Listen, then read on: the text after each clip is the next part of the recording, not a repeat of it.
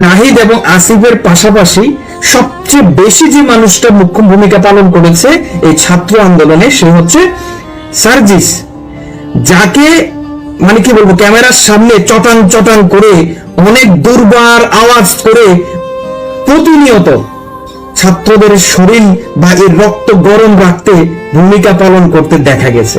তো সেই সার্জিস কোথায়? ওনাকে কেন উপদেষ্টা কমিটিতে রাখা হলো না? সোশ্যাল মিডিয়াতে কিন্তু এই বিষয়টা নিয়ে নানা রকম ভাবে আলোচনা শুরু হয়ে গেছে।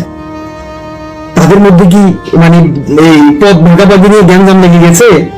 হ্যাঁ, তারপর নাহিদ এবং আসিফ কি পদ আগে আগে নিয়ে গেল, তাদেরকে সুযোগ দিল না, সার্জিসকে নিল না। তারা তিন বন্ধু তো সবচেয়ে বেশি ভূমিকা পালন করেছে, বা আরো আরো অনেকে আছে, কিন্তু তাদেরকে তো সবচেয়ে বেশি ফ্রন্টে দেখা গেছে। তাহলে তারা কোথায়? তারা দুজন আছে, মানে সার্জিস কোথায়? এই প্রশ্ন জর্জরিত।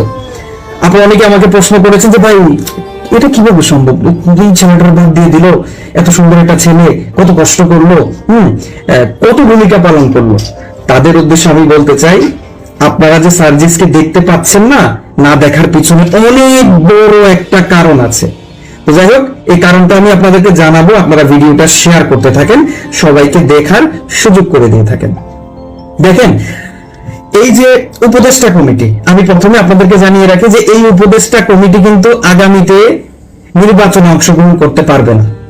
যারা এখন এই অন্তর্বর্তীকালীন উপদেষ্টা কমিটিতে আছে, তারা আগামী যে নির্বাচন হবে এই নির্বাচনে তারা প্রতিদ্বন্দ্বিতা করতে পারবে না, এখানে যারাই আছে। তাহলে আমরা জানি যে ছাত্ররা এই দেশ সংস্কারের জন্য কতটুকু ভূমিকা পালন করছে। এখন তারা তো ভূমিকাটা অব্যাহত রাখতে হবে, তাই না? তো এখন তাদের পক্ষ থেকে নাহিদ এবং আসিফ অলরেডি উপদেষ্টা কমিটিতে চলে এসেছে। তারা দুজনের কেউই আগামী নির্বাচনে অংশগ্রহণ করতে পারবে না। তারা কিন্তু জানে, জেনে শুনে অনেক বড় স্যাক্রিফাইস করেছে কিন্তু। তো এখন ওই তাদের যে ছাত্র সংগঠন, এই সংগঠন তো আগামী দিনে নিজেদের দল গঠন করবে বা দলটা আস্তে আস্তে ভারী করবে, দলের কাজ শুরু করবে। হ্যাঁ, এভাবেই কিন্তু তারা সিদ্ধান্ত নিয়েছে।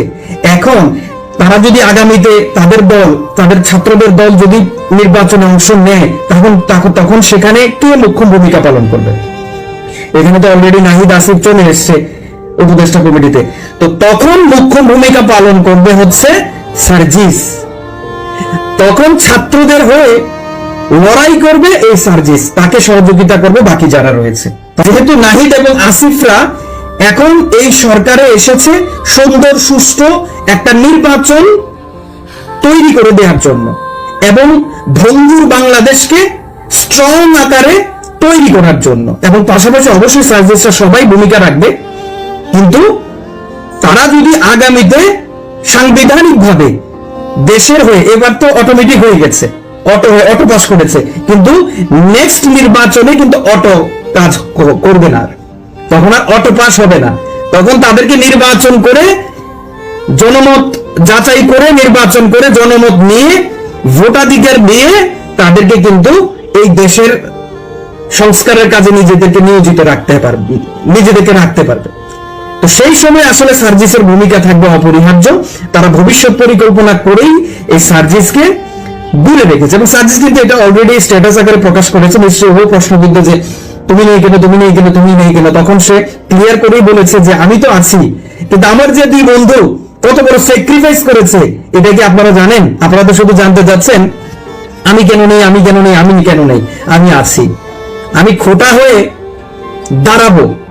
কিন্তু এখন নাহিদ এবং আসিফ তারা নিজেরা জানে আগামীতে তারা কোনো আসন থেকে নির্বাচন করতে পারবে না এই অন্তর্বর্তীকালীন সরকারে নিয়োজিত হয়ে। তারপরে দেখেন তারা কতটুকু তারা স্যাক্রিফাইস করেছে।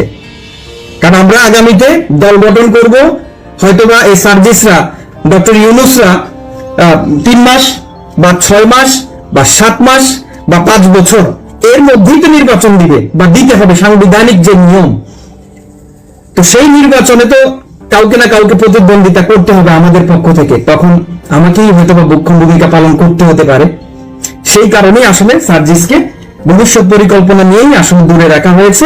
দূরে নয়, তারা সবাই কাছাকাছি থাকবে, হয়তোবা মন্ত্রণালয় ভাগাভাগি হয়েছে, তাদেরও অবশ্যই অনেক বড় বড় ভূমিকা থাকবে ইনশাআল্লাহ। তো সবাই মিলেই আসলে নতুন বাংলাদেশ কিভাবে গড়ে বা তারা যে দায়িত্ব নিয়েছে যে সংগ্রাম করেছে, যে সংগ্রামের মধ্য দিয়ে তারা প্রকাশ করেছে যে আমরা পারবো, আপনারা পারবেন না, আপনি পারছেন না, আপনি চলে যান, আমরা করব। যে যে দায়িত্ব তারা নিয়েছে, এখন দেখার বিষয় তারা আদৌ পারে কিনা, তারা পারে কিনা। এখন তারা পারতে হলে কিন্তু আমাদেরও সহযোগিতার প্রয়োজন। আমরা যারা জনগণ আছি, আমাদের সহযোগিতা না থাকলে তারা কিন্তু কখনো পারবে না। ভাই, ক্ষমতায় যখন যেই যায়, ক্ষমতায় বাংলাদেশের সিচুয়েশনে যেই যায় সেই কিন্তু প্রশ্নবিদ্ধ হয়। ধরুন চেয়ারম্যান অফিস, একজন সৎ চেয়ারম্যানও যদি বলে যে আমি দম চুরি করি নাই, এটা কিন্তু আমার দেশের মানুষ কোনোভাবেই বিশ্বাস করবে না। বিশ্বাস না করলেও করাতে পারবে না, আর করলে তো ভালো কথা।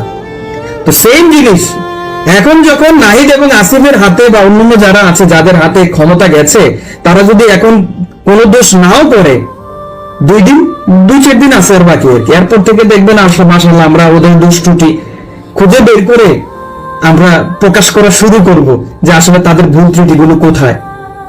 তো যাই হোক, আমি আর বেশি কিছু বলতে চাই না, আমি শুধু এতটুকুই বলতে চাই, জাতিকে যে ওয়াদা দিয়েছে, যে মানুষগুলো নতুন একটা বাংলাদেশ গড়ার জন্য জীবন দিয়েছে, তাদের মান সম্মান যাতে টিকে থাকে, আল্লাহ যাতে রহমত নাজিল করে তাদের উপর বা আমাদের সকলের উপর, এটাই এখন সবচেয়ে বড় বিষয়। কারণ ক্ষমতা অর্জন করার চেয়ে ক্ষমতা রক্ষা করা অনেক বড় ব্যাপার।